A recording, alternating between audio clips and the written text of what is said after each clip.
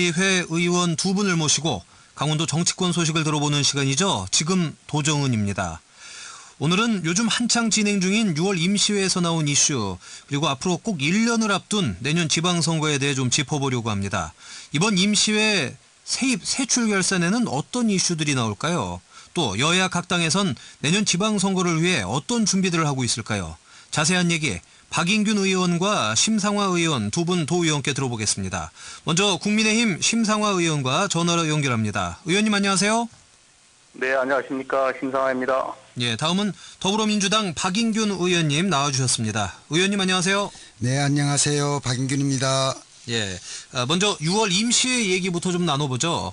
이번 임시회는 세입 세출 결산이 주요 안건인데 두 분 의원님들이 속해 계신 기획행정위원회에서는 어떤 결산이 올라왔는지, 여기 결산 올라온 것 중에 혹시 문제가 있는 결산은 없었는지 먼저 심상화 의원님께서 말씀을 좀 해주시죠.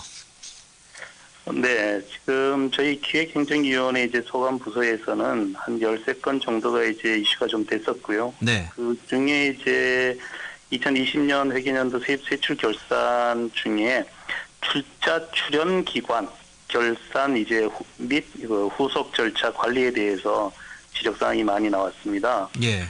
예, 강원도는 이제 현재 약 한 1,880억 원의 이제 자본을 출자 출연 기관에 이제 투입하여 이제 관리를 하고 있는데요. 네. 지금 우리 출자 출연 기관이 강원도에는 26개 이제 기관이 있습니다. 여기에 대한 문제점도 있지만 더 큰 문제는 이제 공기업이라고 저는 보는데요. 네. 강원도 공기업은 강원도 개발공사 일개 기관이 있습니다. 예. 그 지방자치단체 이제 재정 위험 판단 지표를 보게 되면 기관의 재정 상황을 알 수가 있습니다. 강원도 개발공사 이제 부채 이제 비율을 보면 400%를 이제 초과해서 했거든요. 이제 곧 초과해서 이제 곧 넘어가게 되면 이제 심각 기준으로 갈 가능성이 굉장히 높습니다. 이제 심각 기준의 퍼센트는 한 600%라고 지금 보고 있는데요. 예. 강원도 개발공사 순자산은 1조 6,200억인데 1조 2천억 원이 알펜시아 자산입니다. 네. 지금 매각 진행 중인 알펜시아가 이제 5차 매각 중인데요. 네. 약 6천억에 매각이 된다면 예. 순자산의 1조가 없어집니다. 네.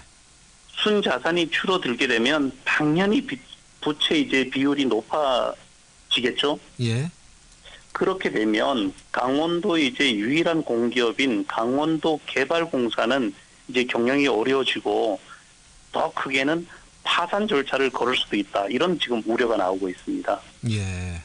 이어서 저 궁금한 게 또 모르시는 분들을 위해서 좀 보충 설명을 좀 해주셔야 될 것 같은 게, 네. 부채 비율이 400%란 얘기는 방금 전에 강원도 개발공사의 총 자산이 1조 6,200억 원이라고 말씀을 하셨습니다. 이 네. 곱하기 4가 부채라는 얘기인가요?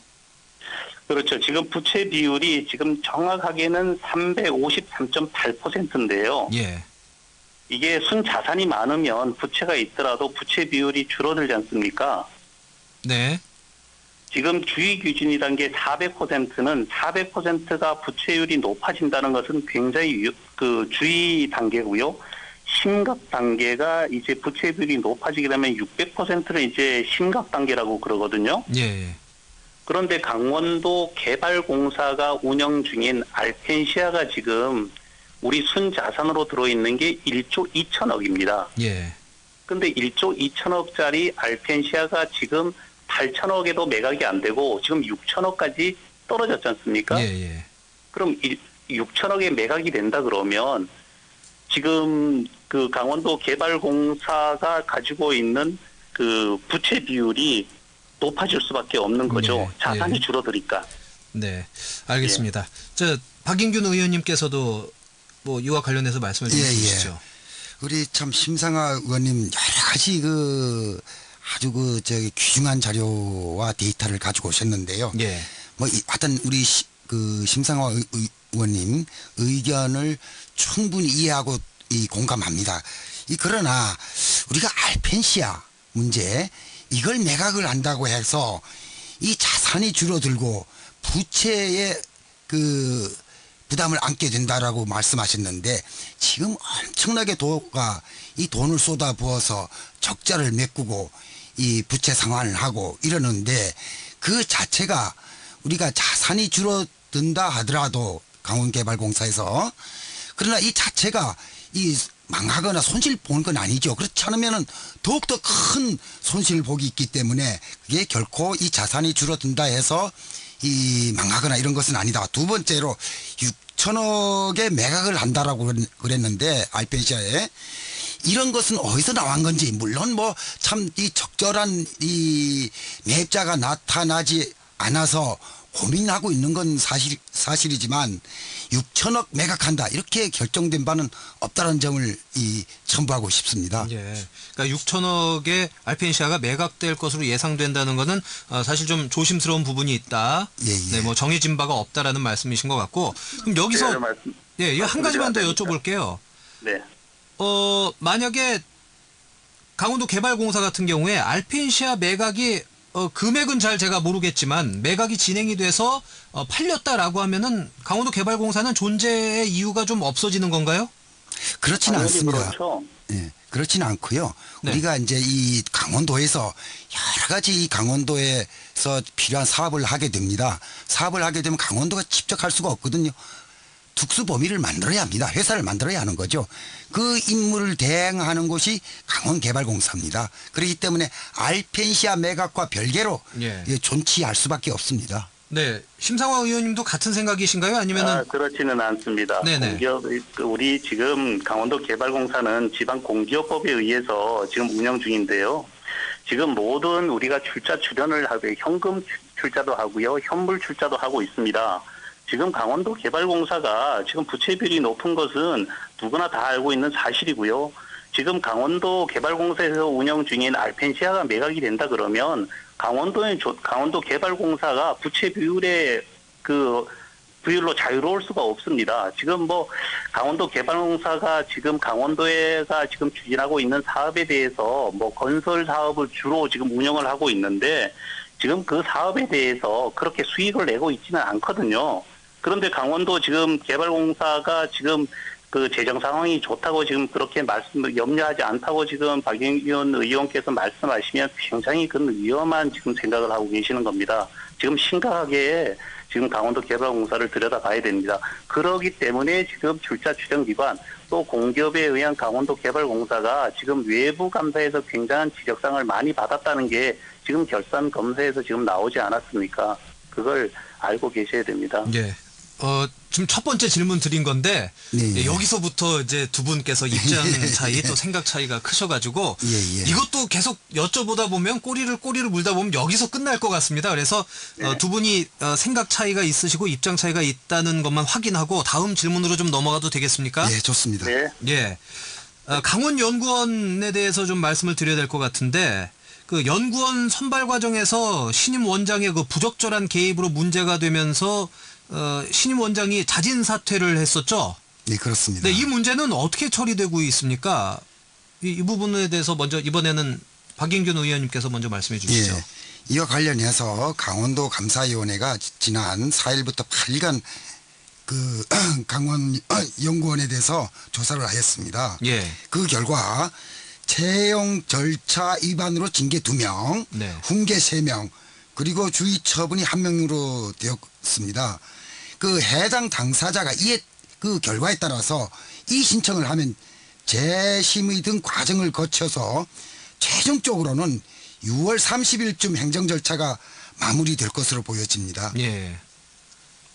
뭐 여기에 대해서 뭐 혹시 뭐 추가하실 말씀이 있으신가요, 심 의원님? 제가 조금 좀 덧붙여 보면요. 네. 예, 4월 7일 박영일 강원연구원장이 부정 채용 의혹으로 이제 사퇴를 했습니다. 예. 벌써 2달째 이제 공석입니다. 네. 지금 후임 원장 인선에 대해서 도청과 연구원 사이에 이견이 있어 이제 조율 중이라고 하는데요. 네. 2달이 지났는데 아직도 인선이 진행 중이라는 게 사실 잘 납득이 되지 않습니다.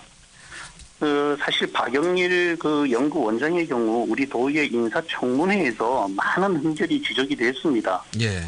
야당 의원께서 여러 가지 문제를 그에 대해서 말씀을 드렸는데요. 진짜 그 도의의 말을 좀 듣고 인사를 철회했으면 이런 일이 벌어지지 않았을 텐데 참 저는 유감스럽게 생각하고요. 예. 대무선 지사께서 빨리 인선을 마무리하기를 저는 바라고 있습니다. 네. 알겠습니다. 그러니까 공석인 이곳에 빨리 책임자가 와야겠네요. 네, 조속히 예. 오는 것을 이제 기대를 하는 수밖에 없습니다. 네. 그 박인균 의원님께서 5분 자유 발언 신청하셨고 그래서 화력발전소와 시멘트 공장의 이산화탄소 배출 문제 거론하셨다고 하셨습니다. 맞습니까, 의원님? 예, 맞습니다. 네. 화력발전소와 시멘트 공장, 이거 산업재해 문제도 또 심각하지 않습니까? 공해도 예. 공해지만 예, 그렇습니다. 또 얼마 전에 발생한 그 천장 크레인 추락으로 인해서 생긴 또 사망 사고, 예.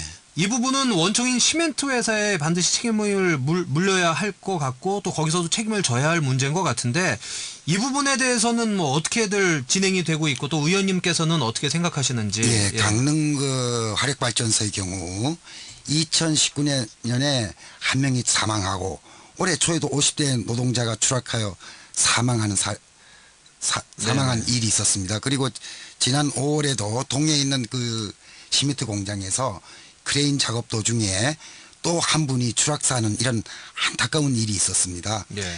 이 보통 그 발전소에서는 플랜트 건설 과정에서 추락, 그 다음에 추돌, 협착 등에 의한 사고가 많고요. 시멘트의 경우에는 석회서 그 채석하고 운반 과정에서 사고가 빈번하게 발생합니다. 예. 그리고 이제 그 현대 산업의 그 특성이 갈수록 그 시설과 규모 그리고 에너지 전달 시스템이 아주 커져집니다. 그러다 보니까 대형 산재 사고의 발생 그 확률이 높아지고 네. 그 외에도 이제 그 소음이라든가 분진 화학물질에 의한 직업병도 심각한 편입니다. 예. 이 가장 큰 문제점은 기업주가 이 비용을 줄이려고 또 골치 아픈 문제들을 이 안기 싫다고 하여 이 위험한 작업을 외주화시킵니다. 네, 그리고 네. 안전 예방 교육이라든가 안전 시설의 투자 이런 부분에 대한 회피가 있는 것입니다. 우리가 잘 알고 있듯이 그 얼마 전 태안화력에서 김용균 노동자의 사망 사건 이후 예. 일명 그 김용균법이라고 말해지는 산업안전보건법에서 위험한 작업의 외주화 방지와 도급인의 산재 예방에 대한 의무 확대, 사업주의 처벌 강화가 그 골자를 형성하여 만들어졌으나 이 중대재해법에 50인 미만의 사업장인 3년 그리고 또 큰 사업장인 1년 후에 이런 즉시 어떤 적용의 문제가 있습니다. 예, 예. 좀 안타까운 일이죠. 네. 예, 원청에서 책임을 져야 합니다. 예. 그런데 도의회에 계신 의원님들께서 원청에서 책임을 져야 된다라고 생각들을 상식적으로 하신다 하더라도 이거를 예. 강제적으로 그렇게 해야 된다는 걸 도의회에서 뭐 의결하거나 아니면 뭔가 힘을 적용할 수가 있나요? 안타깝게도 그러질 못했습니다. 네. 우리 많은 의원님들이 이 노동 현장의 문제에 대해서 이 전혀 어떤 별개의 세상이라고 생각하는 것 같습니다. 그 점은 다 반성을 해야 합니다. 심 의원님, 예, 이 부분에 대해서 좀 짧게 언급을 좀 해주셔야 될 것 같은데요. 예. 또 저는 같은 뭐 저희- 동해잖아요. 예. 예. 저도 뭐 거기에 대해서 굉장히 아쉽게 생각을 하는데요. 이 사안에 대해서는 저희 기행에서 논의하지는 않고 지금 네. 경제건설위에서 좀 더 심도 있게 해서 방안을 지금 마련해야 될 것으로 보여집니다. 예. 참, 그 사각지대가 존재한다는 게, 그 법의 사각지대가 존재하고 또 이런 일이 발생했다는 게 참 안타깝습니다. 항상 드리는 말씀이지만 이런 일이 좀 앞으로 없었으면 좋겠습니다. 자, 다음 질문을 하나 좀 드려보죠. 어떻게 보면 두 분이 또 당사자인 것 같은데, 이제 1년 앞으로 나가왔습니다. 내년 지방선거. 이 부분에 대해서 좀 말씀을 나눠야 될 것 같은데요. 자, 이 시기쯤 되면 지방의회 의원님들은 의정 활동도 활동이지만 아무래도 공천 쪽에 좀 더 관심을 좀 가질 수밖에 없지 않나 이런 생각이 드는데 각 당의 내년도 공천 심사 기준이 벌써 마련이 됐습니까? 어떻습니까? 심 의원님께서 먼저 말씀을 해주실까요? 예. 저희 국민의힘은 아직 구체적인 이제 공천 심사 기준은 확정되지 않았습니다. 다만 이제 큰 틀에서는 첫째도 둘째도 주민들의 이제 신뢰를 얻을 수 있는 도덕성이 이제 중요하다고 보고요. 네. 다음은 주민들을 위한 의정 활동을 잘 할 수 있는 능력을 이제 중시한다는 뭐 그런 방침인 것 같습니다. 그리고 후보자들 뭐 어느 누구도 납득할 수 있도록 이제 공정한 절차를 통해서 우리 이제 당의 후보를 선발한다는 뭐 그런 큰 방침은 있다고 저는 말씀드리고 싶습니다. 네. 민주당은 어떻습니까?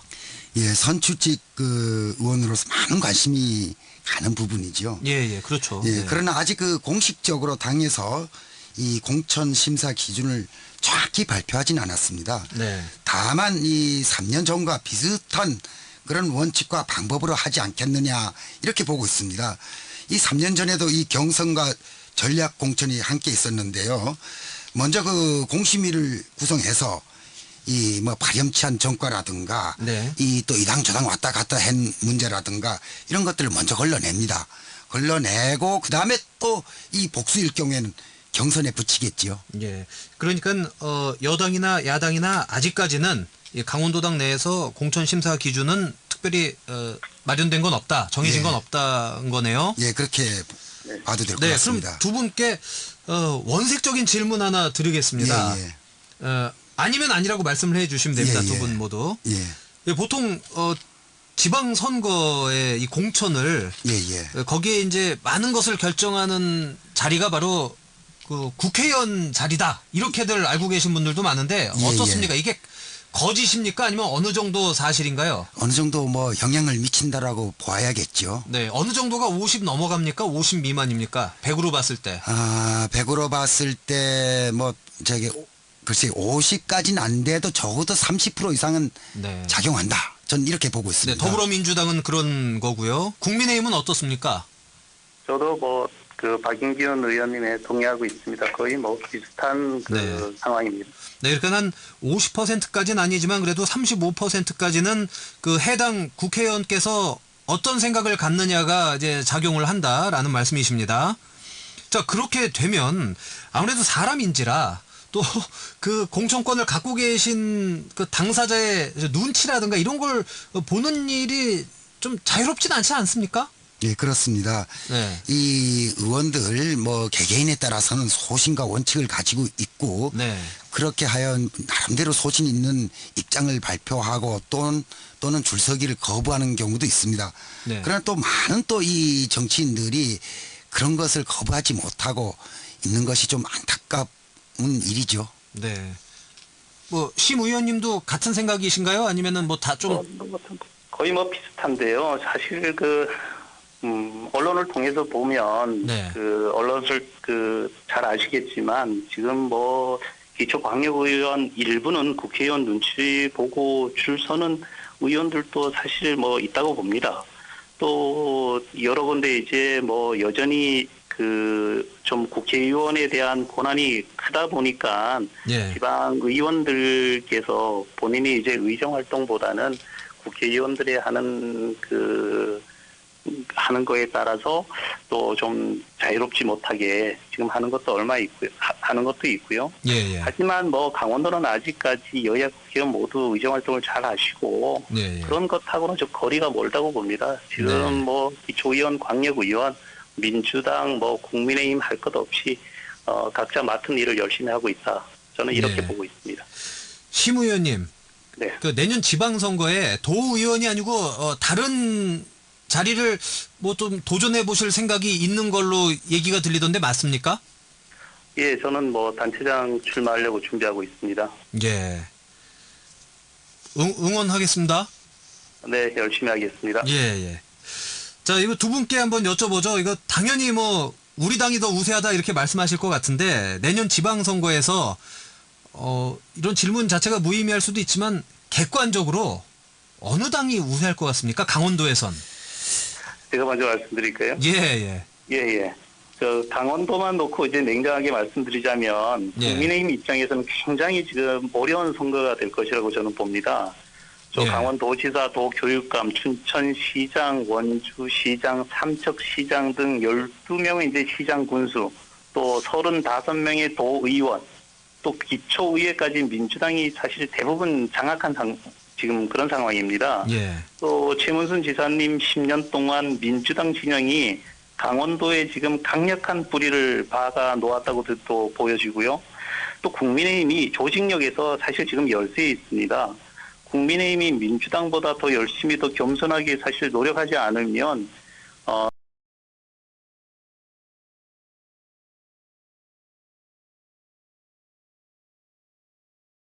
냐는 이제 정서가 이제 마련될 계기가 있다는 것이고요. 예. 5월 31일자 강원일보와 강원도민일보 보도자를 보게 되면 이 30대의 지지 흐름도가 굉장히 지금 변화하고 있습니다. 예. 그래서 내년에는 강원도를 바꿔보자는 이야기가 우리 도민들로부터 나오고 있어서 내년 대선과 지방선거에는 국민의힘이 강원도민들로부터 선택을 받을 것이다. 이렇게 봅니다. 아, 그러니까 내년 지방선거에선 국민의힘이 좀 더 유리하다 이렇게 전망을 하시는 거고요. 네. 네, 박인균 의원님께서요. 예, 우리 강원도에서 우리 민주당이 좀 불리한 것은 사실입니다. 이 강원도가 가지고 있는 보수성, 폐쇄성 이런 문제가 있고요. 그 다음에 이 전국적으로 민주당이 요즘에 이 잘못한 일이 많았죠. 그러다 보니까 예. 인기가 떨어지는 것도 네. 사실입니다. 그러나 이 객관적인 조건들을 좀 봐야 할 필요가 있는데요. 첫 번째 큰 영향을 미치는 것이 물론 이 정당에서 어떻게 좋은 정책을 내고 집권 여당에서는 어떻게 이 국민의 신뢰를 얻는가가 가장 중요하겠지만 그다음 또 중요한 게 대선입니다. 예. 이 대선에서 이 유력한 또 그리고 국민들의 마음에 드는 후보가 있느냐 없느냐가 가장 결정적인 것 같고요. 그 영향이 지선까지 간다라고 보여집니다. 그리고 또한 이 도지사, 시장, 군수 또 이런 또 후보들이 이 좋은 후보들이 있느냐 또 이 문제도 봐야 할 것 같고요. 그리고 이제 결국은 이 시대의 정신을 누가 잘 집약하고 또 우리나라의 그 절박한 과제와 그 문제들을 누가 잘 해결할 것인가가 이 승패를 좌우한다라고 보여집니다. 그렇기 때문에 지금 다소 이 민주당의 인기가 떨어지고 네. 매를 맞고 있습니다만은 곧바로 회복되지 않을까 싶습니다. 그러니까 1년 뒤 모른다, 가봐야 예. 안다 이런 말씀이신 것 같네요. 네, 한 2분 정도 남았습니다. 그래서 좀 요 질문만 간단하게 좀 여쭤보고 끝내도록 하겠습니다.